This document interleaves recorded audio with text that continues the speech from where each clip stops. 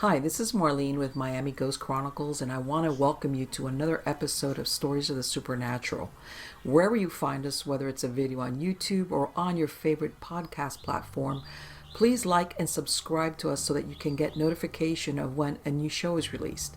You can also find us on major social media platforms where I give you a heads up about upcoming shows and which date and time they will be aired. If you go to MiamiGhostChronicles.com, you can find links to the shows, MP3 files which you can download, or links to your favorite platform like iTunes, Spreaker, SoundCloud, and all other major sources. You can find information for upcoming and past talk show appearances as well as new book projects at MarlenePardo.com. You can also purchase books and merchandise there, and you can visit my author page on Amazon at Marlene Pardo Pellicer. Due to popular demand, I'm narrating my True Believer stories that I've collected throughout the years in a new series called Supernatural Storytime. You can find links at supernaturalstorytime.com. If you are into classic horror, ghost, and adventure stories, I narrate some of those at Nightshade Diary, and you can find links at nightshadediary.com. If you would like to read noteworthy news about the paranormal world, true crime, conspiracy stories, and anything that is just plain weird, you can visit the Stranger Than Fiction Stories tab at MiamiGhostChronicles.com. I do want to thank you all for being part of my audience, and I think you are all wonderful. Hi everybody, this is Marlene with Miami Ghost Chronicles, Stories of the Supernatural. How's everybody doing today? Good, I hope. I'm doing good. Good. Even though you're not going to see this a little bit, as you know, because of the prior shows, that we are still experiencing something that's very unique, I think, for a lot of the whole world, but America especially, which is that we're still under, I don't know if you want to call it the effects of COVID-19 or coronavirus. And now we're starting to be available to, they're opening up, depends on your state, etc., etc. But anyway, I'm okay. Because everybody asks, are you okay? Everybody's okay, thankfully. I tell me and my husband, if we ever have to go out for anything, even to the post office, it's like, did you bring the mask? Because of course we can't go anywhere without the mask. It's incredible how quickly you adapt to that reality, because you cannot. Thankfully, I have a daughter-in-law that she's real crafty, handicrafty person, which I am not. And she immediately made these mine with flowers, of course, and my husband with a serious dark blue one. She made some masks for us to wear that we just wash, and that's what we use. But yeah, I stick them in my purse because, of course, you can't. There's the places that are open, you can't go in there without them. So yeah. So everything is good. This farm is good. Hot weather, and like I said before, we're experiencing a little bit of a drought here in South Florida, and so we go out there. We have like a little golf cart that we go out amongst the trees in the back, and we kind of like worry just to make sure that they're not drying out, and if not, we have to get water to them. But yeah, besides that, like I said, because we have to stay home, giving it a lot of attention, and the animals. And it's really funny also, I've since we live in an agricultural area, a lot of people are buying eggs from me for fertilized chicken eggs, because they want to start. They've bought incubators, or they have broody hens, and they've decided that they now realize, first of all, because either eggs are really expensive or there's none in the supermarkets, that they want their own source of eggs. So it's like one of those things that you don't think about. Yeah, I would sell eggs every once in a while, but it wasn't not a big deal. Yeah, now it's become a big deal. So it's really weird how weird things happen. And of course, I've gotten offers I've sell the smaller chicks once I raise them a little bit. And it was one time I had somebody that they found my ad for the eggs. He goes, well, do you have any full-grown hens and chickens, and I said, no, I'm sorry, I don't. Not right now. I have either eggs or fertilized, fertilized eggs or chicks. Oh no, because I want to eat some, because mine are free range. I want to eat some free range hens. And I was thinking to myself, well, thank God you told me that, because you weren't going to get my hens anyway. Because I'm such a pushover. I would never give up my hens if I knew somebody was going to kill them to eat them. I was like, no, you're not getting them. Sorry. No, all I got, I'm keeping them. So yeah, I'm a real pushover when it comes to that. But anyway, guys, let's get to the good part. And the good part is who I have with us tonight. And this is a lady by the name of Kerri Kannan. Now, she has over 20 years of teaching, coaching, speaking, and studying the nature of consciousness. She's well versed in the language of self-love and realization. After studying the spiritual things for many years, in 1998, she had her first major spiritual epiphany and realized that all challenges come from a lack of self-love. Amen to that. Over the years, her focus has remained on self-love. However, her definition of the self has radically transformed. Kerri has a gift that allows her to ask consciousness for change on behalf of other people who have told her that various areas of their lives have been miraculously healed as a result of listening to her work. People have reported spontaneous physical healing, financial windfalls, healed relationships, finding love relationships, and business success beyond their expectations. So please help me welcome Kerri tonight. How are you doing, Kerri? I'm awesome. Thank you so much, Marlene, for having me on the show. It's so great to be here, and I hear all the life going on behind me. Oh yeah, I know. Everybody knows that. But the birds, and it's really funny because the chair I had behind me, it'll capture a chair behind me, and they'll see my dogs jump up, down, wriggle around. Sometimes they're in the background; they get more attention than I do. So everybody knows that I have. It's like sometimes, and then right about now they're gonna quiet down. But you'll hear my shows, and then all of a sudden you hear a rooster crow. It's like, where the hell is she? Yeah, it's because out here I live on a what they call a micro farm. It's a little bit over 3 acres, which is not much by farm standards, but it's enough to have noisy animals and noisy parrots. People don't realize how noisy parrots are, you know. So yeah, it's like that's the norm. But anyway, I wanted to ask you, which I ask all my guests. How did you find yourself going into this field? Was it something from childhood, after adult, a triggering event? What happened? Well, there were, I guess, different plateaus, and I guess there was one.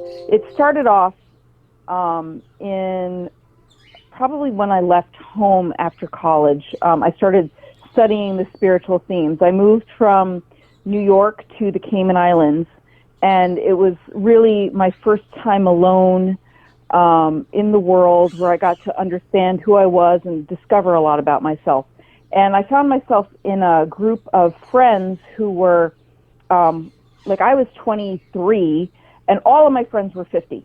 They weren't 53, they weren't 48, they were all 50 years old. And so they were at a point in their lives where they were exploring their own spirituality and, sort of going on to that more adult aspect of self-discovery. So at 23, I was introduced to that world. Okay. And I read, I read all sorts of self-help books, and I was very involved. Like, we had a Tao Te Ching circle that we did with, all of these friends I had. One was an ex-monastic monk. One was a psychiatrist. One was a Japanese guy.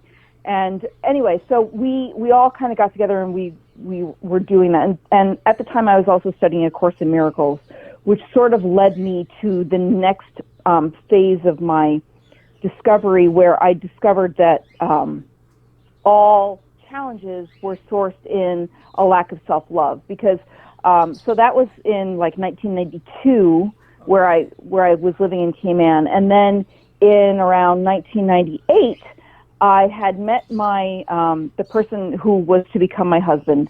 And when we were getting married, he said, why don't you quit your job and figure out what you really want to do?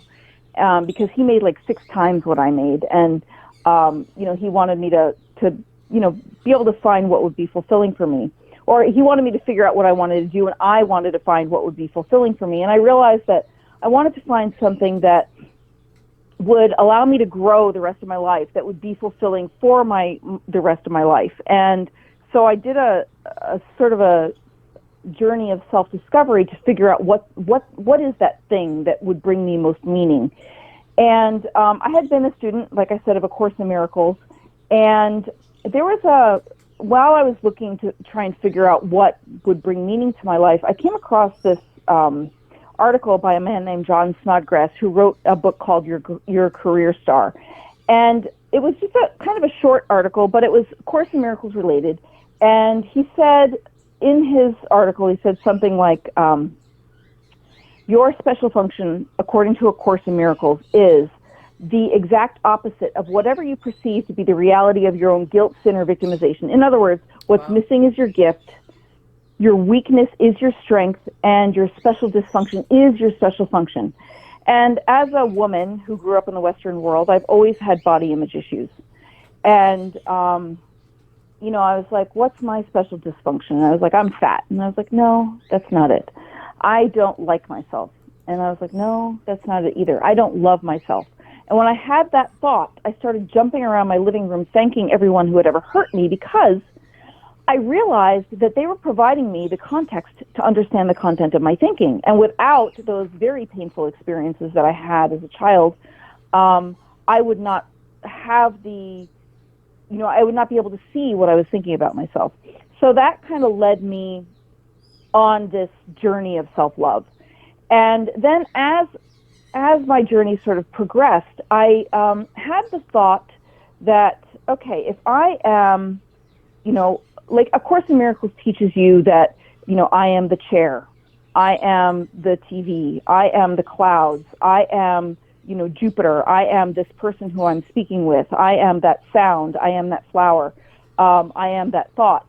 So, it's like a training that sort of teaches you that you are consciousness. So from those Course in Miracles teachings, I was like, okay, well, if I am, created in the image and likeness of God kind of thing, then I should be able to there should be a simple way for me to be able to sort of make things happen in my life.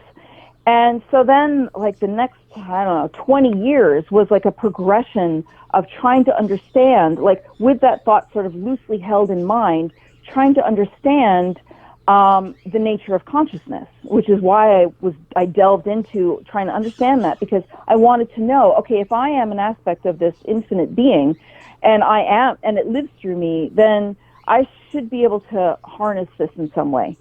So I guess the next sort of milestone that I had was I went, so the only sort of church or religion or spiritual experience that I could find as far as a church, like community church, was the Unity Church.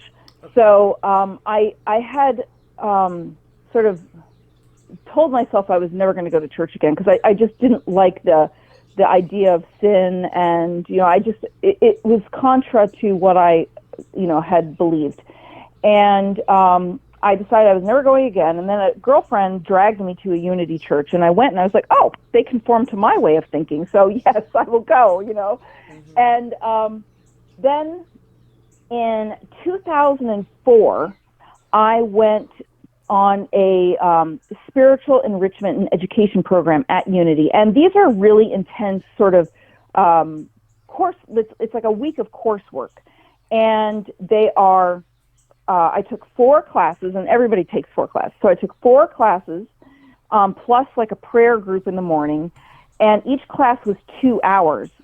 So it was 8 hours a day, 5 days, for this 5-day week of really intense spiritual study. That was in alignment with Unity's teachings, because it was at Unity Village in Lee Summit, Missouri. So it was also in line with my way of thinking already.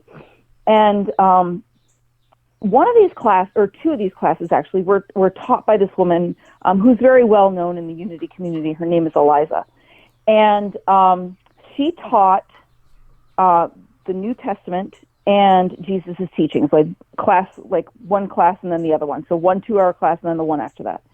And on Monday, she did not have her hand in a splint.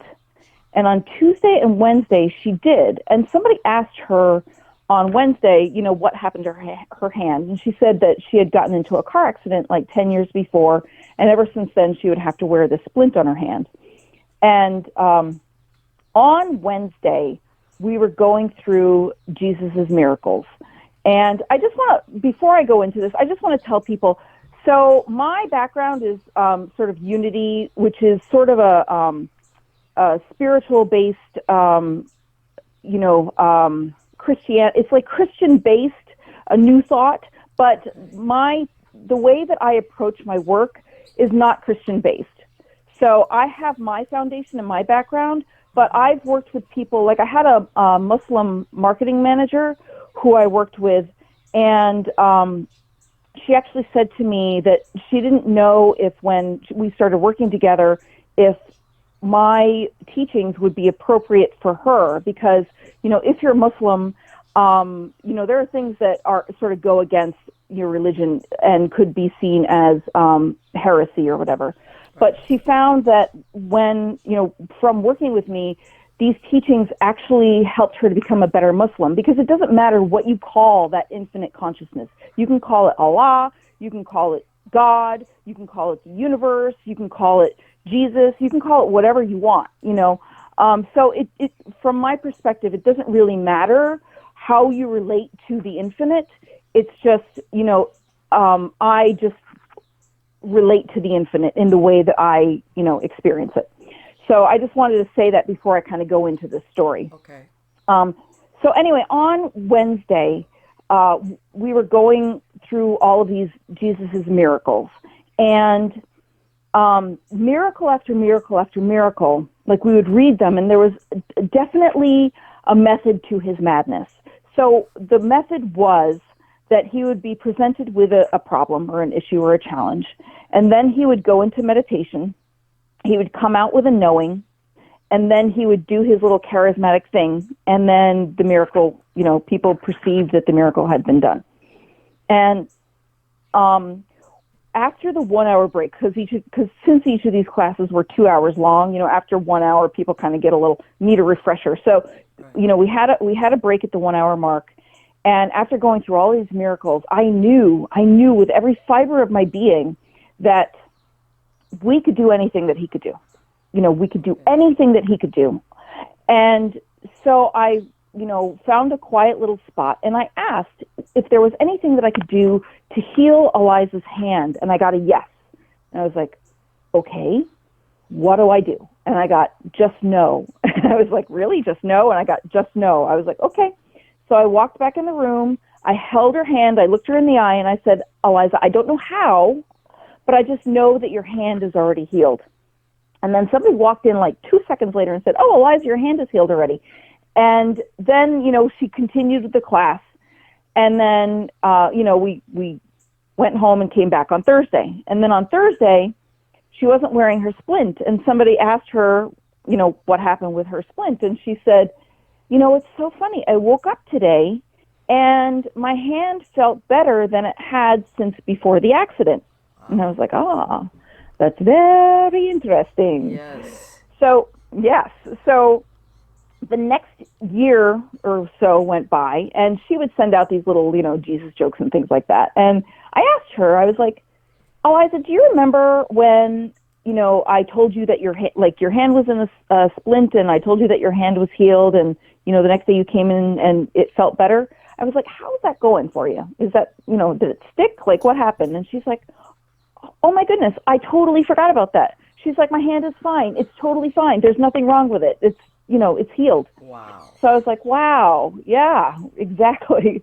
So then for the next 10 years, I used that as my touchstone. And also through the next 10 years, I was going through like a horrible, divorce scenario with my ex-husband, which was actually a gift because it forced me deeper into my spiritual, because when I'm going through a hard time, I meditate more.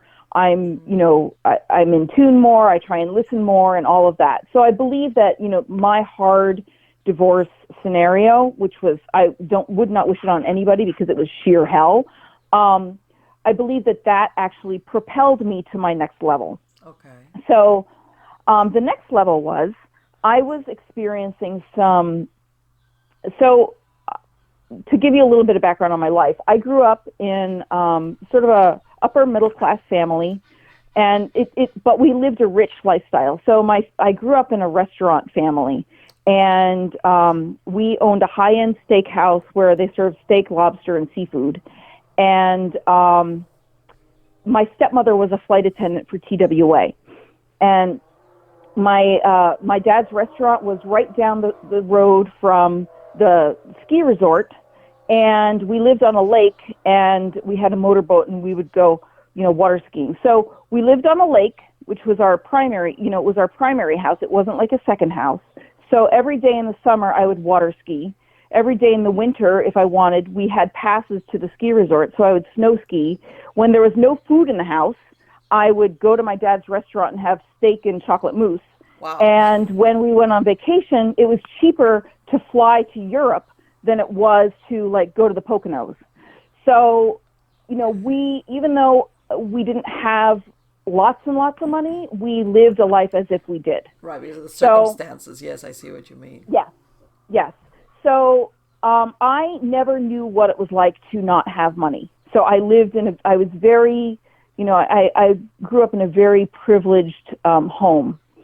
And so after I went through my divorce, when I married pretty much into the same scenario. Like my ex-husband made a lot of money, and I never had to worry about money. I was always cavalier, it was just always there. And then after I went through my divorce, my ex-husband did everything he could to try and destroy me any way he could, including financially. And it worked for a while. And I went into my meditation and things like that. So my next milestone was I found myself in this situation. I was like, listen, I would love to have, and I did this through like a meditation. I had 2 hours one night. I didn't have my kids. And I went through meditation. I was like, I would love to have a best friend in my life who's a man who is just irresistibly magnetic to money, who I adore, who adores me, but who's either gay or married, because I didn't want to attach my finance to my romance. I love that. Yeah. So, I wanted this platonic relationship, but I wanted to have this adoration, Right. So I did this whole thing, and what came of that was the 5 Keys to Conscious Creation, which is on, you can get that on Kindle for like $1.99. It's just a little workbook, and it's very succinct and it's very easy. But I'm going to go through the steps now, and then I'm going to tell you what happened. So the steps for that is, step number 1, when I was doing this meditation to kind of bring this person in, was I had to get clear on what I wanted. And that's the part where I was like, okay, I want a man because I respond much differently to men than I do women. I wanted him to be gay or married. And, I wanted to offer him something that was as valuable to him as him being, just sort of, rubbing his good money mojo off on me. Right. And, so I wanted that reciprocation, and I wanted that to be just an aspect of me. Not that I had to do anything special, but it was just a part of who I was that, was a gift to him as well as his, magnetism towards money would be to me. And so step 1 is to get clear. Step 2 is to get rid of all the stuff that's in the way. So I needed to, part of my brain was like, well, who would love me enough to want to hang out with me and, help me with this? So I had to get rid of that. And, what guy who's gay or married would want to do that? So I had to get rid of those limitations. And, whatever other limitations I had, Like I don't know how I'm going to meet this person. How could I possibly meet this person? And, you know, I had to release that limitation and things like that. So once I got clear and I let go of all that stuff, then so first was get clear. And that aspect of getting rid of all the stuff is part of the getting clear process, you know, get rid of it, release everything that's in the way. So get clear and then release everything that's in the way of it. So number 1 is get clear. Number 2 is release anything that's in the way of it. Number 3 is to feel it in your heart as if it has already happened. So then I just meditated on it, and I just felt it in my heart as if this person was already in my life. And I was like walking around my house, like, you know, moving and saying, I love that, you know, we have this great camaraderie. I love that I have something to offer him that that is just as valuable to him as what he's offering me. I love that, you know, we're just the best of friends. And, you know, I was saying, I love all of these things. So, that was, you know, feel it in your heart as if it had already happened. So that's step number 3. So 1 is get clear. Number 2 is release anything in the way of it. Number 3 is to feel it in your heart as if it already happened, not in your head. And it helps sometimes to put your hand on your heart. So the 4th part is to just gently sort of turn that into a place of gratitude. So instead of saying, I love this, I love that, blah, blah, blah, just kind of feel a sense of gratitude for it already happening. So that's step number 4. Feel it in your heart as if, you know, feel it in your heart with a sense of gratitude. And then the last step, number 5, which is the hardest one, and which is where people get stuck, is to let it go. So I, at the time, used emotional freedom techniques. And, you know, I tapped and I was like, even though I love this idea, I deeply and completely accept myself, and I release and let it go. And, you know, because I was buzzing for like 45 minutes and it was like midnight and I couldn't get to sleep. So I had to let it go just to get to sleep. Okay. And so those were the 5 steps. And then the next day, I woke up and I had a friend who was working with me on this network marketing business that I had gotten involved with. And she said, Kerri, I want to set up a meeting with you to, you know, talk about this. And this person was in my upline, but she actually didn't make any money from me. So, because, you know, it was a network marketing thing, I was phased out for her. And I said, Nancy, I really appreciate all that you're doing for me. And this just kind of came from out of nowhere. I said, I appreciate all that you're doing for me, but I really would love, I think that you should pass me on to someone else who will actually make money from my efforts. And she said, okay, I'm going to put you in touch with this guy. And I was like, okay. So she got in touch with him, and then, you know, he texted me or whatever, and we texted a little bit. And then I just called him out of the blue, like 2 weeks later or something like that. And when he heard my voice, he sat up and he said, hold on a second. And he sat up in bed and he started to talk to me.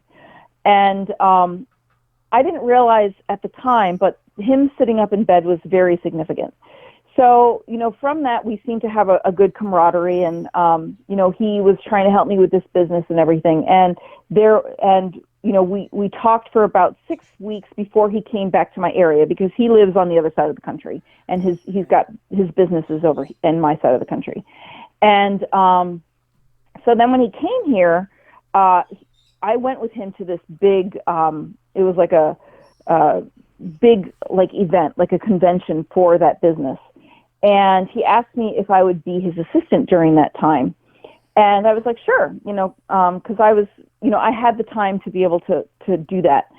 And it occurred to me later that, so he is the type of person that, like, when he walks around Dick's Sporting Goods looking for fishing gear, his phone goes ding, ding, ding, ding. And I asked him, I'm like, why does what's going on when your phone is dinging like that? And he's like, oh, every time my phone dings, I earn $180. Wow.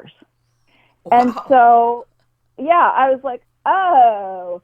So the very next day after I did that 5 Keys to Conscious Creation process, the universe already had things in motion for me. Like it had already taken action by me just intuitively saying, Nancy, I appreciate all that you're doing for me, but I need somebody who's going to make money for me. And this guy, he was in my upline, but so the reason that it was significant that he sat up in bed was because he had 3 years prior, he had had open heart surgery.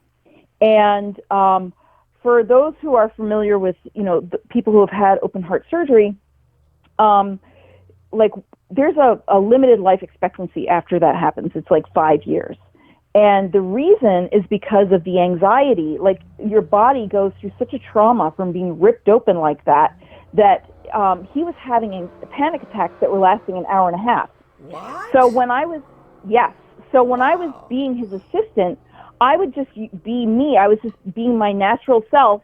And as soon as he would start having a panic attack, because I was riding around in the car with him to all these appointments, I would just put my hand on the front and the back of his chest. And, his panic attacks went from an hour and a half to like 3 minutes. And so by the time he left, he was in my area for about a month or 6 weeks. By the time he left, he could manage on his own, and the panic attacks were only like a minute and a half or 2 minutes. So, but when he said, yes, exactly. And when he sat up in bed, when he heard my voice, so he told me that something in him said, this person is, a significant person in your life. And and he was actually laying in bed waiting to die.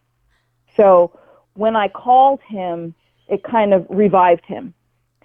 So from that experience, I knew that, okay, remember in the beginning, I said I knew that there had to be a simple way that we could sort of harness consciousness and use it for ourselves if we were that thing.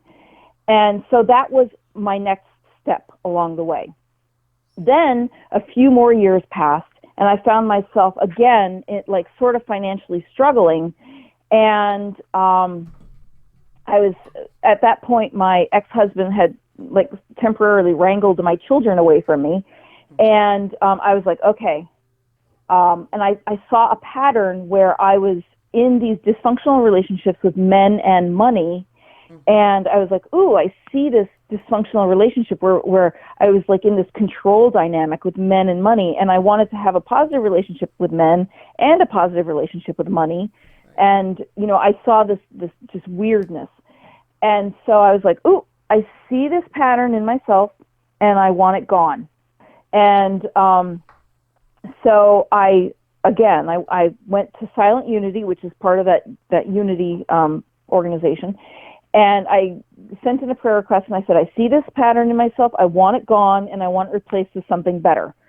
And within 10 minutes of doing that prayer request, I came across a woman who did very similar work to what I do now. And we're going to get into what I do now in a little bit. Okay. And what she did was this form of affirmative prayer. And as soon as she did that prayer, I felt all of my panic around money going away, because what was happening was, I realized I had this, out of the fear of not having enough money, I was holding on to these dysfunctional relationships because I was afraid that there wouldn't be something on the other side. Right. So immediately, I came across this woman who was doing the same kind of work that I do now. And after listening to her, my fear of not having enough money went away, my panic and fear.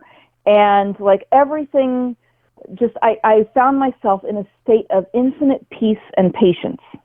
Also, at the same time, I had been doing web design work for this gentleman who, I was doing these beautiful, elaborate, $5,000 websites, and I was trying to get my coaching off the ground. And I was also doing some audio editing for another woman. And at the same time, I had been receiving child support from my ex-husband, but since he wrangled my kids away temporarily, that was not happening anymore. So, with the client that I had, I said, listen, I need to either be making more money for these websites, because I was only making $1,200 and per website, and it took me a month to do a website. Wow. And I said, I either need to make more money or I need to do less elaborate websites. And he was like, well, I'm doing you a favor. I could go to India and have somebody there do it for me. And so I decided to, Okay. yes. Yeah. So I decided to let go of that client. Okay. And then at the same time, the money that I was receiving from my ex-husband went away. So all of a sudden, after I listened to this woman's audio, I found myself making 5% or somewhere between 5 and 10% of what I had previously been receiving every month, because I only had that one client left, which was the woman who I was doing audio editing for. And so instead of doing something like a normal person would do, I found myself sitting on my couch for 3 weeks just asking, in a state of infinite peace and patience, is there anything that I can do to facilitate the, flow of abundance in my life? And I got, just wait. And I'd wait 5 minutes, and I was like, I was going to say, that's a do difficult now? thing to do when you're Yeah, this, yeah. Yeah. I was like, is there anything I could do now to facilitate financial abundance in my life? And I got, just wait. And I got, just wait for 2 weeks, 2.5 weeks. And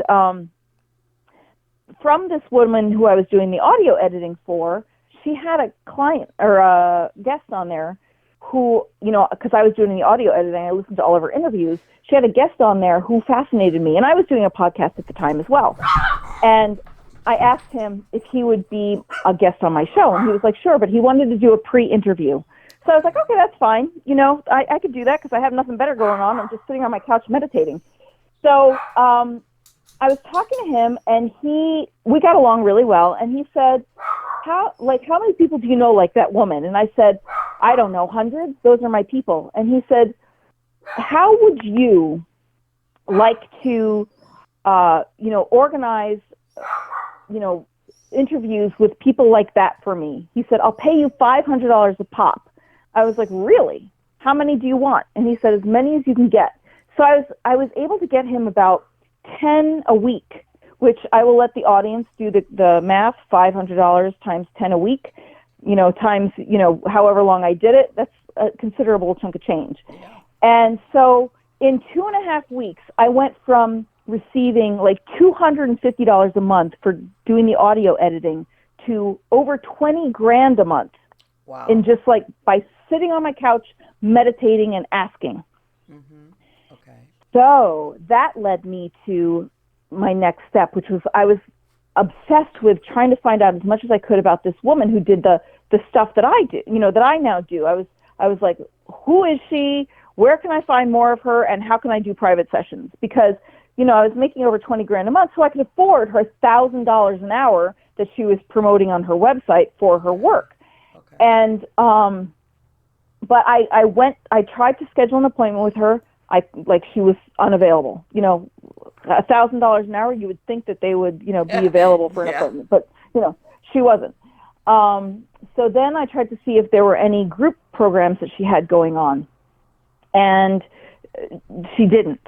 And so then, since I couldn't pay her, and, I was just like, okay, let me just listen to all of the recordings that I can find of her online. So I listened to, a few recordings, and she really started to irritate me because people would ask her in her interviews, how can I learn how to do this? Or, can I have a script? Or is this something that I can learn how to do? Or can you teach me? Or do you have, and she said, her blanket response was, well, I could tell you how I do it, but I'm the only one with the gift, so you wouldn't be able to do it anyway. And I was like, well, that was the biggest load of crap I've ever heard. Yeah. It was BS because I had already done it. I had healed somebody's hand in a spontaneous healing. So I knew that I could do it. I just needed to claim that for myself because, I'd spent 10 years trying to figure out how I got there. And, by this person telling me I couldn't do it, I was like, oh, yeah, well, screw you. I'm going to figure it out myself, Exactly. So that's what I did. I started practicing gratitude and just, feeling it in my body. Like the same thing that I did with that 5 Keys to Conscious Creation, only I kind of smashed it all together into one, feeling that only takes between 2 and 10 minutes, depending upon the consciousness alignment that I do. And I call them consciousness alignments. Mm-hmm. So I started practicing, and then I asked for friends to be guinea pigs. And they were all like, ooh, pick me, pick me. And my favorite story from that time, I have other favorite stories now that are really phenomenal. My favorite story from that time was I had this friend, we were doing a collaborative book project. And that book is called Embraced by the Divine, The Emerging Woman's Gateway to Power, Passion, and Purpose. And the primary author is Michelle Mayor. Okay. And she was asking me, she was like, I'm having relationship challenges with my daughter, and I would like for our book to be a bestseller. And so I asked her what was going on with her daughter. And, she told me that she had just turned 18 and she was kind of sitting around the house really doing nothing. And she had given her daughter the option of either getting a job or going on welfare because she couldn't afford to support her daughter's lifestyle. And they're in Australia, so it's different than it is in the United States. And so her daughter chose to go on welfare, and because she had a shopping habit. She's a beautiful kid, and she had this shopping habit, and she liked beautiful clothes. And so her sitting at home doing nothing and just collecting a check was really driving a wedge between my friend and her daughter. So I said, okay, so here's what we're going to do. We are going to align her to find her 18-year-old dream job, and she doesn't even have to look for it. It's just going to land in her lap, and she's going to be so happy that it's going to spill over into her relationship with you. How does that sound? And she was like, well, that sounds great to me. So that's what I did. I did a consciousness alignment for her to find her 18-year-old dream job, whatever that was, and that she wouldn't have to look for it. It would just land in her lap, no effort on her part whatsoever. Okay. And so then with the book, she wanted that to be a bestseller. And I was like, well, that's nice, but why don't we make it a #1 international bestseller? And she was like, can we do that? I said, we can ask. We can ask. So about 3 weeks later, she called me up and she said, I have to tell you what happened with my daughter. She said she was in her favorite boutique, spending her check, and the shop owner approached her and asked her if she would be interested in modeling for their internet and print presence. She would get paid, wow. She'd get a discount, and if she wanted to start a modeling portfolio, she could do that too. So it was like, check, dream job, 18-year-old, yes. Done. Yes. And then the next one was that, so it took a little longer for our book, because everything has its own incubation period. And but on American Thanksgiving 2015, our book went to #1 in the United States, Canada, Australia, the UK, and the Netherlands. Wow. So this stuff really works, yeah. And you know what? I think it's fantastic that you ask for it, but you don't get hung up on exactly how it's going to happen. You kind of leave that because everybody open. Has their own way. Yeah, absolutely. Because the universe, everybody has, and it's funny because when people listen to me, it's unique for everyone. Mm-hmm. So more recently, I had somebody who was he was a struggling artist. He listened to one of my podcasts, just like this one, mm-hmm. and he. Like what he wanted was for his work to take off. And again, he's a struggling artist, but man, his artwork is freaking phenomenal. His name is Paolo Cunha. And he said that the very next day after listening to my podcast, he got a call, like things started to go into motion. And he was asked, I don't know if this all happened the next day, but he said that the very next day things went into motion. But within the next few weeks, like I think it was like a month between the time that he listened to it and the time that I spoke to him, maybe it was 6 weeks, between the time that he listened to that and the time that he got in touch with me. He was asked to do a solo show in Portugal. He was mm-hmm. also asked to do a solo show in the Maldives, and he was asked to have one of his artworks on permanent display at the Louvre in Paris. Whoa! Yes. And he also made a really great friend connection with an artist as well. So he said that, immediately things just took off for him. And he attributes that to this work that people are about to experience. So that's anyway, incredible. That's Yeah. incredible. Because I know sometimes people want certain things, but they get hung up that it's got to happen a certain way. Like that's like, in other words, they want to, how can I say, they want to be too controlling somehow? Yes. Yes. And that's why you need to let it go. So that's what's so difficult for people. So I have Mm-hmm. people sometimes will come back to me again and again and say, "Oh, I'm having issues with, this or that." And it's like, okay, how are you doing it? Letting it go? Like, you're still looking for it. As long as you're clinging to it, it can't, like, the universe can't do its thing. Right. So letting go is really the key after you've gone through the whole work. And, a lot of people, like, I'll do the thing, like, thank you, it's already happened. But people need to, at that point, you need to let go and trust the universe. And the best way that I found to do that is through emotional freedom techniques. That Mm-hmm. even though I love this idea and I want this thing to happen, I deeply and completely accept myself and I release and let it go. Like, you have to let it go, because if you don't Yes. let it go, it can't come through. Right. So. Right. Right. And Would you like for me to do a consciousness alignment for your audience? I'm open to doing whatever you want, whether it's, finances, career, health and well-being, maybe getting on the other side of this pandemic and having just, you know what? What the would universe open up with gifts or whatever. I want to tell you something. This thing of a pandemic, and I really, and I hear about it, is that I think there's a lot of people, and then I talked about it because my field is mental health. And Hmm. I was telling people, I say, you know what?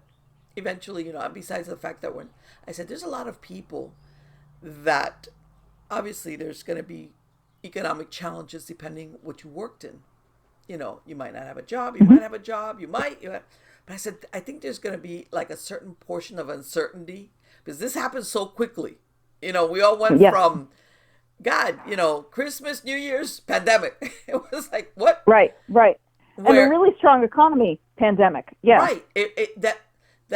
I'd say, as a matter of fact, I closed out my last show where I was telling people, I said, don't, don't think that you might even need a little bit of therapy. I said, don't take it the wrong way, because there's going to be people out there that all of a sudden, even if everything turns out okay, maybe for their job, or they're able to go back to their job, it depends. I know not everybody, they almost feel like any minute now, like how, all the planning that we kind of naively did before, Hmm.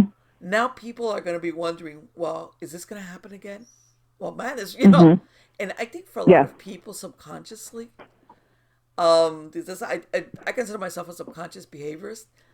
That is always going to be playing in the back of their mind. And Hmm.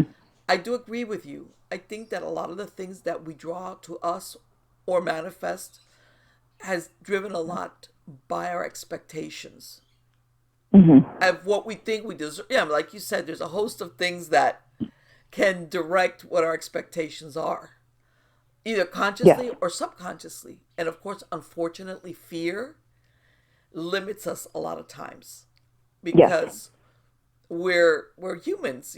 Some people are more fearful than other depending on things that have happened to you. But if I think that, especially, well, whether it's the emotional freedom technique or anything else, as far as maybe you just that inner, how can I say it, like you said, where you stop letting go of fear, and you might not be able to name exactly what it is that you're scared of, because sometimes you Hmm. really don't know.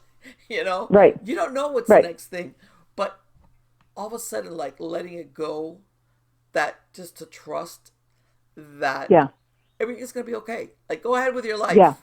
Don't Yeah. worry that, okay, am I gonna get slammed economically, besides maybe the health risk, economically again, where I can trust that I can make plans. Like, I tell people, I want to go on vacation. People before, you would say, "Oh, I'm going to go on vacation," or plans that people make in their lives.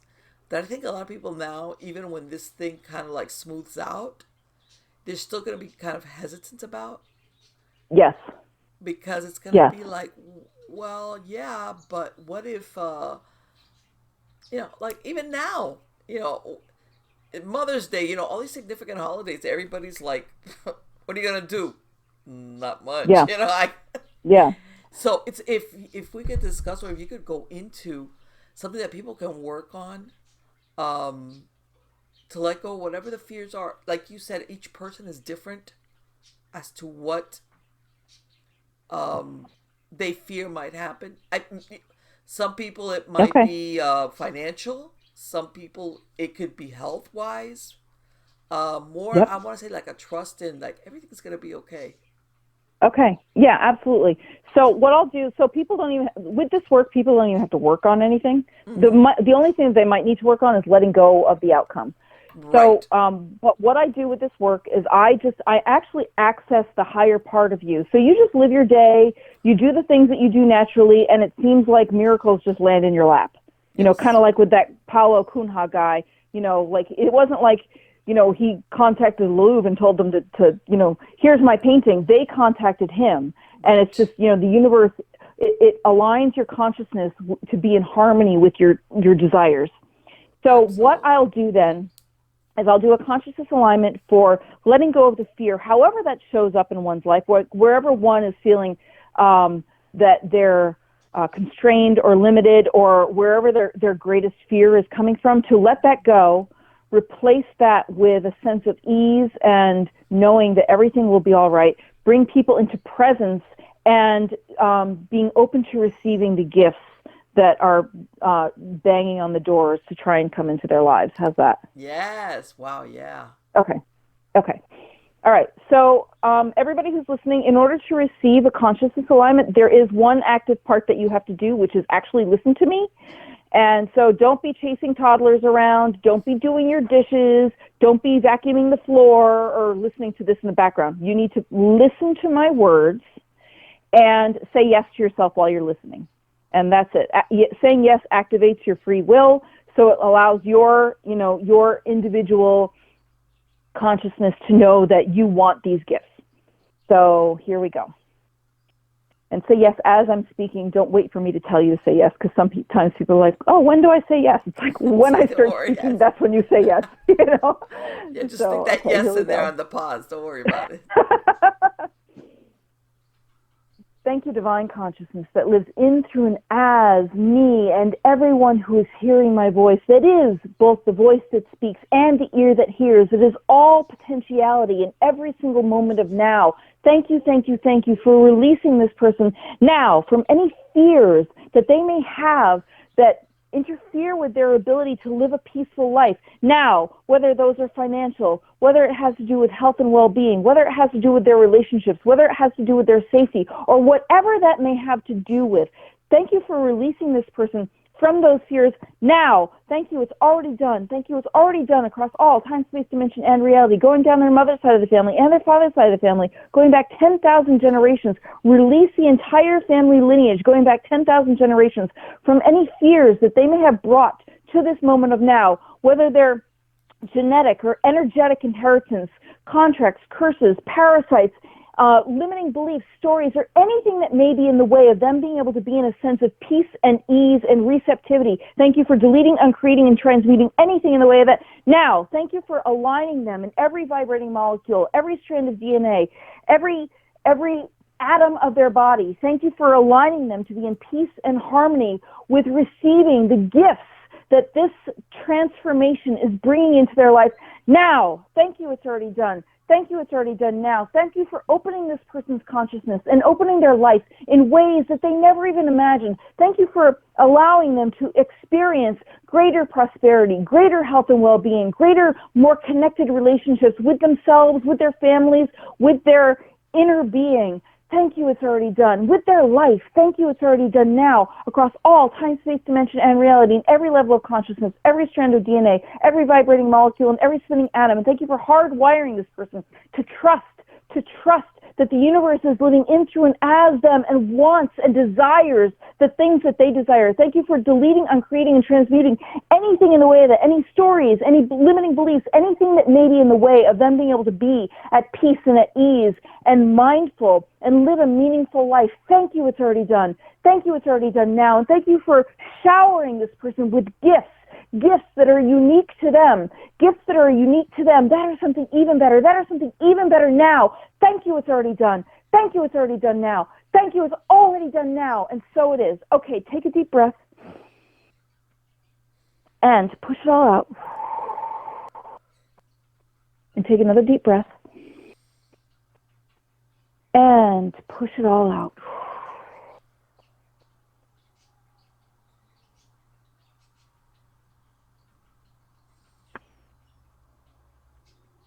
How'd that feel? Mm-hmm. Yeah. Wow. Everybody has this ability, by the way.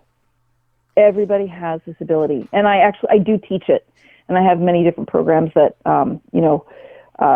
different levels of people, Right. being able to access this work. Exactly. Yeah. And you know what? So, Again, Kerri, I love that you stress you don't have to give a detail of how you think that this has to come about.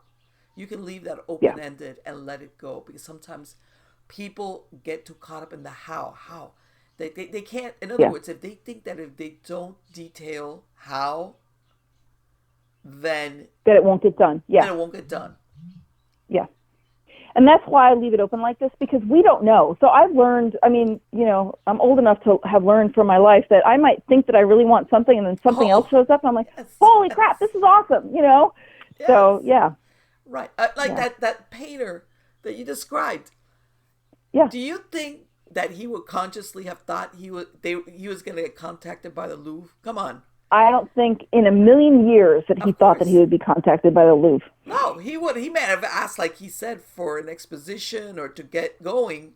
But if somebody would Hmm. have told him, yeah, the Louvre, he'd have been, okay, come on, no. I'm a Yeah, realist, He would have poo-pooed the yeah, idea, yep, thinking that was way beyond, he wasn't even going to try for that. yeah. He was struggling like a month Yeah. before, and Yes. then he's contacted by the Louvre. you know, Yeah. I mean, Yes. Yes. wow, it doesn't get any better than that. Of course. Of course. But if like you explained, that open ended and then letting it go is like, don't get caught up in the details. But sometimes Yeah, there's things happening out there once you put this out that brings either events or people into your reality. exactly. You Yep, cross paths. I know some people, how they describe synchronicity, where you're at the right place at the right time, whatever yep, the case might be, that you cannot, it's not an on demand thing.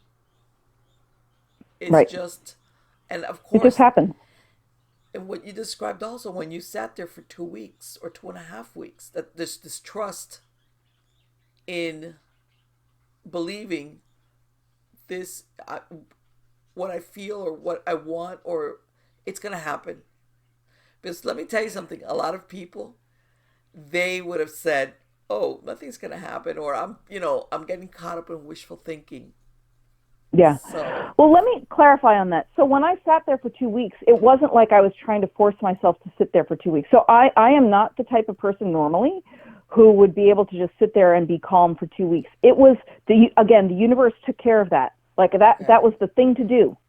Like okay, the thing to do is to get up and go to the bathroom, brush your teeth or whatever. That hmm, was just a thing to do because the universe aligned me to be sitting on my couch. well, for So some even things people, like that it's will it's align. that that they think that to get something accomplished, you have to do something, and if that knowing is telling them, wait, they start doubting, like, wow, okay, this is not, nothing's happening, or like kids, are we there Yeah. yet? That kind of thing. That Yeah. yeah, I see where, and especially what you were describing, where you needed something to take place at pretty soon. Like, okay, this is not like, oh well, I want to go to Europe next year, and I hope I hope to have the money Yeah. to go. It sounded something much more immediate, uh, Mhm. than, let's say, a vacation, and more important as far as plans that you had for your life, which is and I want to mention, I love what you described when you were talking about breaking of energetic or genetic lineage vows, or anything like that, that Yeah. sometimes All people those do not patterns. realize that does play. uh, uh Yeah, yeah. I never believed in curses before. mhm. And then I had like three people like telling me about curses and I was like, okay, I should include that. Yes. you know. Yeah. Yes, yes, yes, yes.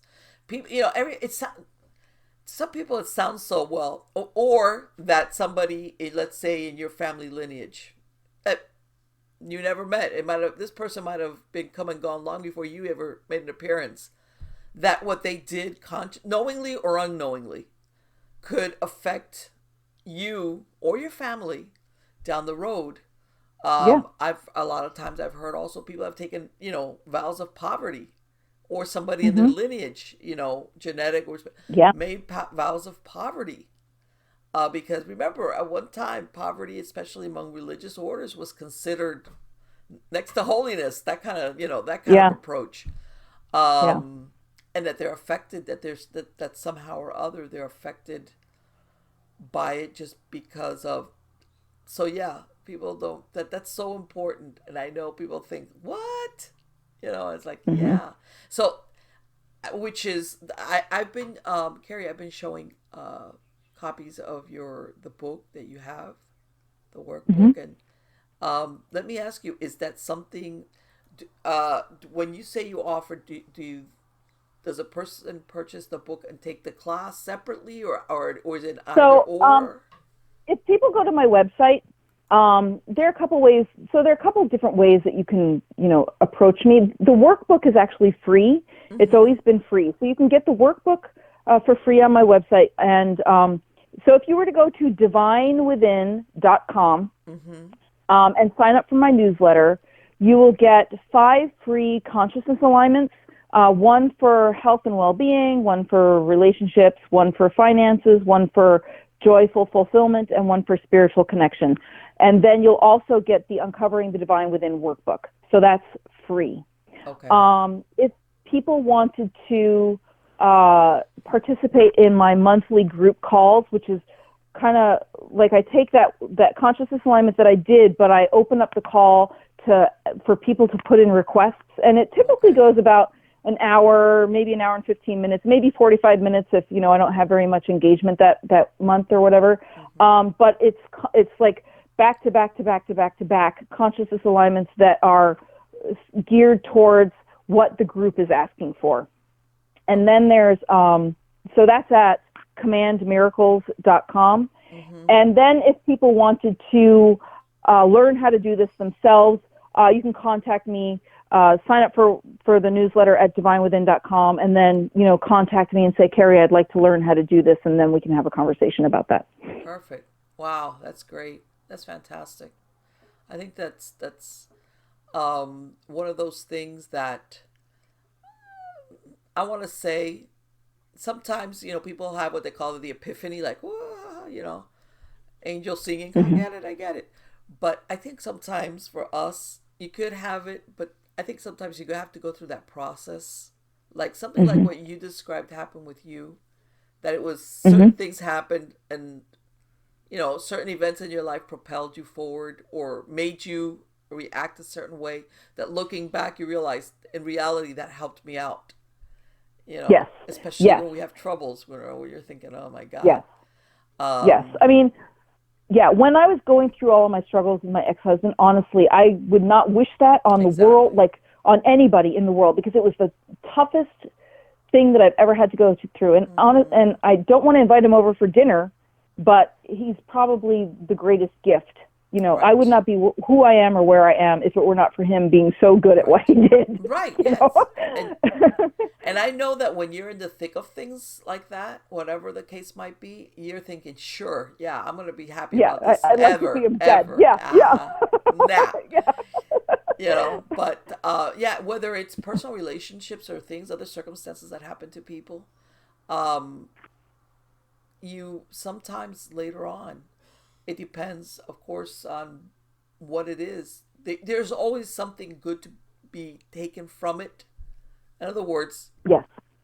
and what I like is, and sometimes, I tell people, because especially with classes, and thankfully also with the internet, it helps. You have the extroverts that are Mhm. good with group settings, and then there's the introverts, which are more like, I want to do this by myself kind of thing.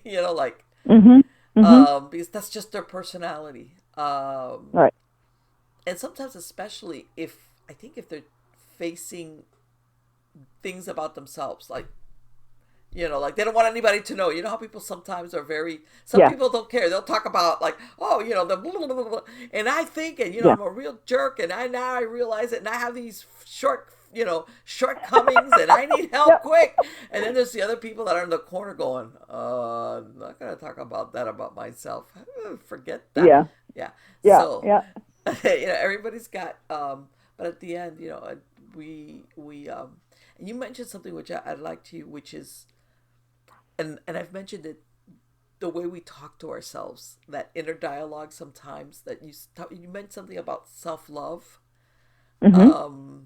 that I think that sometimes it does, people that really nice people, sometimes they really, they talk to themselves, or they have this inner dialogue with themselves that's anything but kind.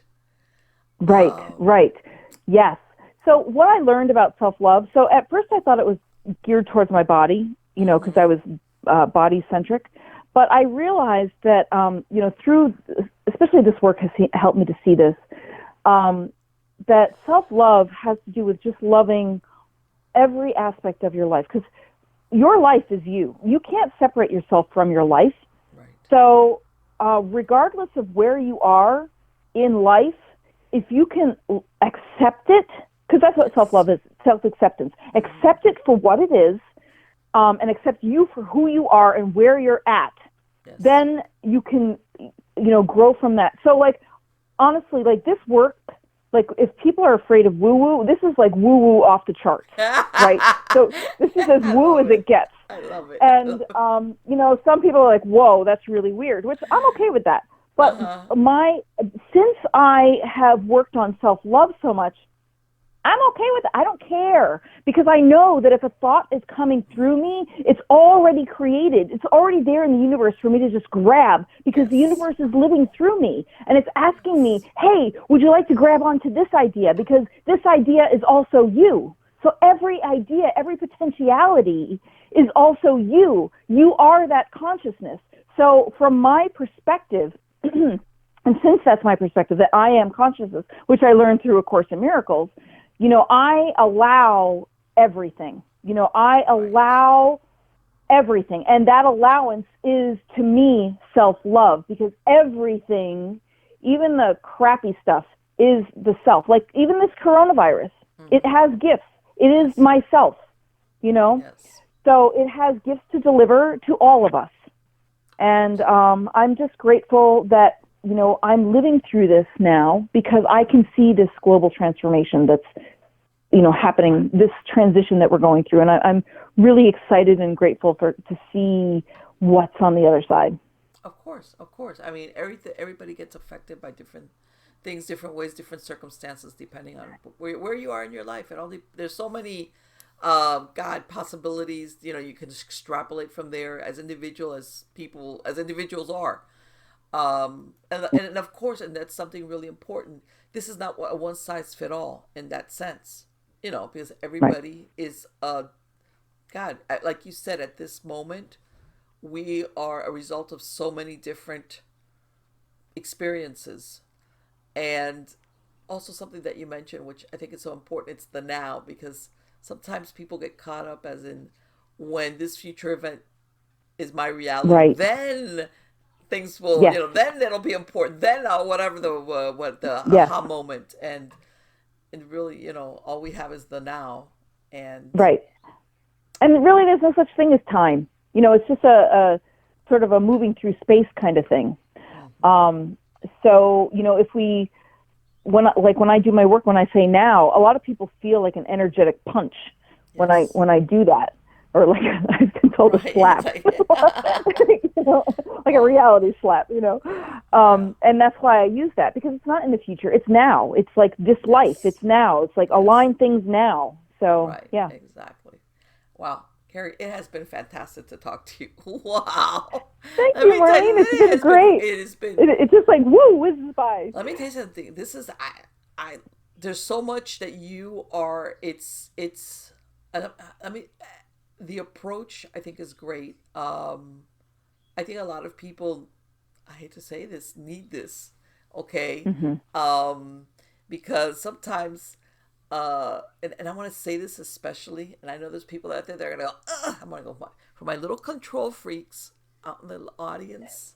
You need this, like, let it go. In other words, sometimes um, they want to control so much, and then when things are not happening the way they want, or the way they've planned, or the way they've tried so hard, and they can't figure it out. Like, what am I doing Hmm. wrong? Yeah. Um, then you need to do this. You need to like let go, and maybe either face something that about you that you just don't want to look at, whatever it might be, and like that let it go. Don't hang on so tight to Yeah. how that outcome is supposed to take place. In other words, get out of your own way, kind of deal. Yeah. Because unfortunately, we kind of do that every so often. With even if we think we're not, we do, for various reasons. Various reasons. It has been so great. Anyway, I will have a link to your website on the credits of the show. But again, if you could repeat what your website is for the podcast Yeah. listeners. So for the Uncovering the Divine Within workbook, which is a workbook about it's a self-love workbook, and really it helps you to identify your, like, the stuff that you've been hanging on to that kind of holds you back, and let go of that. Okay. And that's free. It's at divinewithin.com. And also when you sign up there, you get 5 consciousness alignments, one for health and well-being, one for relationships, one for financial, financial well-being, one for joyful fulfillment, and one for spiritual connection. And then, you'll be, if you want to take that further, then so that's at divinewithin.com. And if you were interested in like the group calls or anything, those are at commandmiracles.com. And if you wanted, to do private, like mentoring with me, just, respond to the email from divinewithin.com and we'll talk about that. So. Fantastic. Again, thank you so much. I want to wish you. I don't know. Do you have any projects, any books, anything planned for 2020? No, I'm actually, I am one of those people. So my other job, I am actually a designer in a large multi-billion-dollar corporation that is open right now. So Oh, I'm just dealing with trying to keep my stress level down because it's very stressful working right now. yeah. Like, so, in the mental health field, Mm-hmm. that's what I'm feeling. I'm starting to understand why my dad, as he gets older, is getting grumpy because it's Ah, the stress of getting older, yeah. Yeah. Um, so I'm just seeing the stress of just all of the, everything.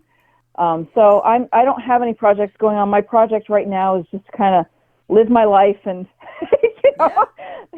just kind of Every day. maintain the status quo for now because it's a very stressful time, whether you're at home or Yes. whether you're working, regardless of Either where you way. are. Yeah. Yeah.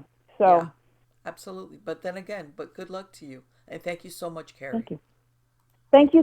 Thank you, Marlene. And it was really a pleasure. I really No, enjoyed on the it. contrary, it was my pleasure. Thank you again, and take care. You too. Bye bye. Bye bye. I love it. Or she said something woo, and it was like, man, lay on the woo, lay on the woo, because I'm telling you right now, for all that I'm an analytical when it comes to therapy and mental health, and the part the subconscious plays as far as our behavior and our decisions and a lot of what we do or don't do. And by this I mean that a lot of things that sometimes people think of as woo is really our subconscious mind that makes up a lot of what motivates us in certain directions or gets in the way. And we think, our conscious mind is the one in the steering wheel. It's not. But on the flip side of that is I've been exposed to woo, and I mean besides the paranormal stuff, the woo also when it comes to manifestation, exactly what she was talking about, exactly what she was talking about, and I'm not kidding. We all have, some people are more, and then I don't mean this in a negative way, more controlling than others. And sometimes no control at all is just as bad, where you just don't make any effort and whatever, and it's all good. And of course, like in life, all extremes are not good. No lack of control, as in no direction, or it's preparedness. Mind you, I said preparedness, not worry. Two different things. Or extreme control, whether it's extreme control not only about yourself, about everything, or about with people around you, your family, or everything. You get caught up in, which is can make you very anxious. And I've mentioned this before when with the hypnotherapy. I had a lot of clients that it was funny because they would come to see me for different things that weren't working out. A lot of times relationships, things like that. And they had their personality was they were very successful. Let's say their jobs, because they were controlling. They were like, I've made plans and I've stuck to this, and this is gonna happen, and then I'm gonna do this, and then I'm gonna do this, and then I'm gonna do this, and then I'm gonna do this, and blah, blah, blah, blah. And that part worked out like a charm, but they put a lot of stress on themselves. And they could, for example, they couldn't quite get the relationship thing done. Somehow it always escaped them. Or the relationships they would end up with just fizzled out, or like like that. Oh, we end up best friends. And I said, how often does this? Oh, like the last three relationships I've had, the guy turns out to be my best friend. It's like, do you see a pattern there? It's all right. Okay. It has to do a lot with control and letting go. And some people get some very anxious to let go, even a little bit, because let's face it, they feel that at some point they feel like controlling lowers my anxiety because I'm in control. And if I let go of the control, God knows what will happen. Oh, and sometimes that control extends even to relationships because, for example, some of them, and you'd be surprised how easily we pick up on this very soon after meeting somebody. You can say, how quickly? I mean, I didn't know this person. Be like, you were looking subconsciously for certain characteristics or personality traits, whereas the control extended to, I'm looking for the type of person that I know I really won't fall madly in love with. But I know I'm in control and I won't fall in love because, unfortunately, for some personality types, being madly in love means I'm going to be out of control, and that is very scary for them. Okay, so from the get go, when they're out there, either they go to a place to have a few drinks or even blind dates or whatever you got online, somewhere along the line, they already subconsciously, they're already picking up on the, and of course they'll, oh no, I'm ready to meet somebody. I want a relationship. Everything else in my life it's done. I've got a career and I've got this and I've got that. So now I am ready for the relationship. And by the way, they've been ready. And somehow or other, it just doesn't come. Like I said, they end up with their best friend. That's an example of a couple of times that I had clients like that. And it was like, okay, don't get me wrong. We all have our preferences as far as looks and personality traits that we feel we're more compatible with. Nothing wrong with that. However, sometimes you have to let go and feel out of control with somebody you meet, which means somebody you could really fall in love with. And for some people, that's a very scary thought. That's a scary, no, let me, I bite my tongue. Scary feeling. It's not a thought, it's a feeling. And that's what gets to them. Okay, like, I could fall deeply in love with this person and my control would be gone. Then what do? My emotions would be out of control. This person could hurt me so badly because I might not be able to, I'll be in love. And some people, this really, they cannot tolerate. It's very difficult for them to allow themselves that true falling in love because it's so much easier and safer to go with that person that, yeah, at the beginning it seems like, oh, there's this chemistry.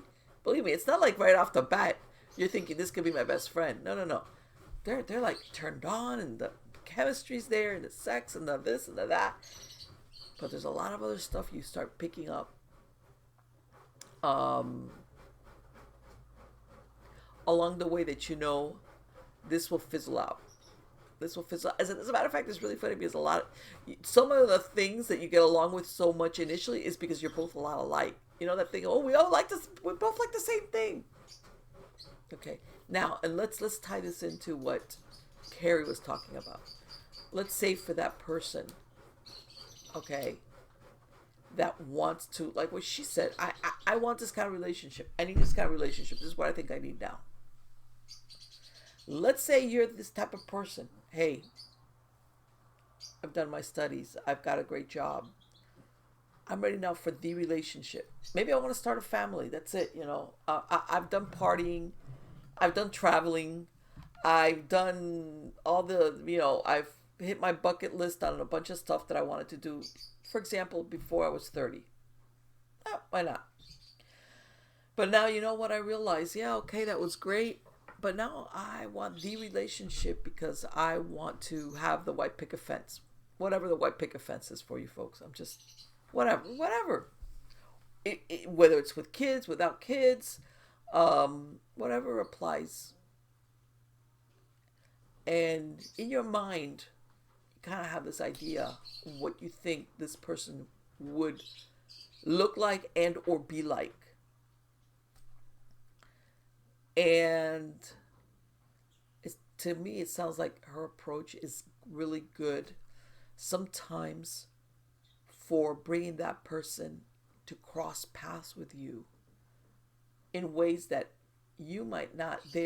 Somebody could tell you, well, how do you think you're going to meet that person? Well, maybe a dating service. I'm afraid of who my friends are going to introduce me to.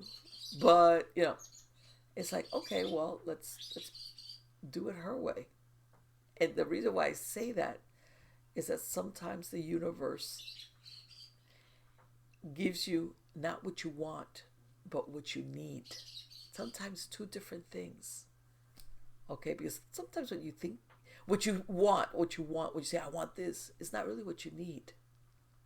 You might need something a little bit different or a lot different for your happiness, for to address really maybe what your soul yearns for, what would really truly be the person that's going to complete you in an important relationship, if that's what you're looking for.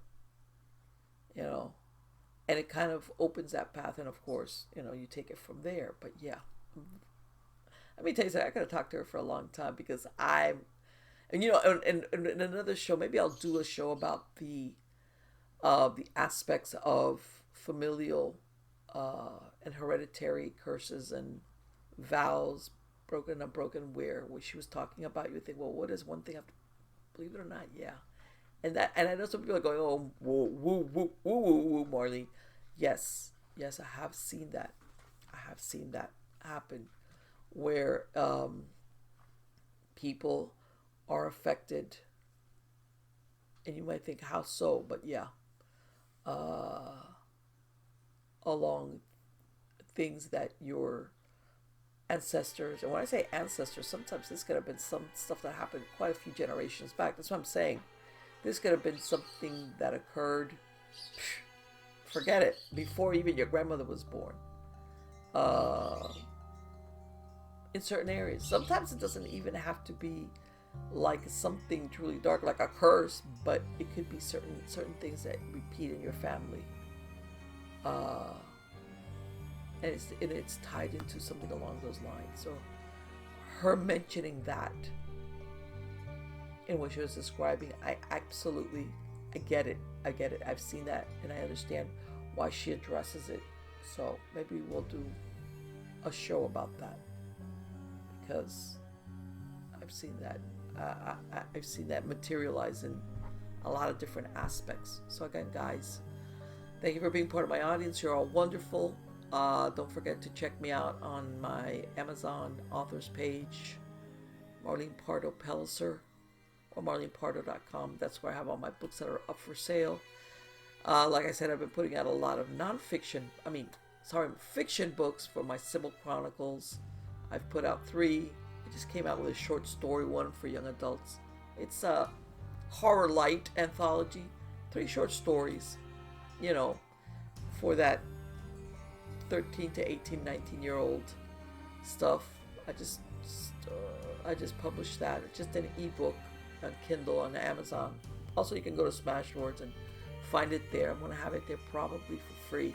If you want to look it up. It's called I've Come for My Girl. Yeah. So anyway, guys, take care. Thank you so much. And for sharing this time with me. And I hope to see you next time. Bye.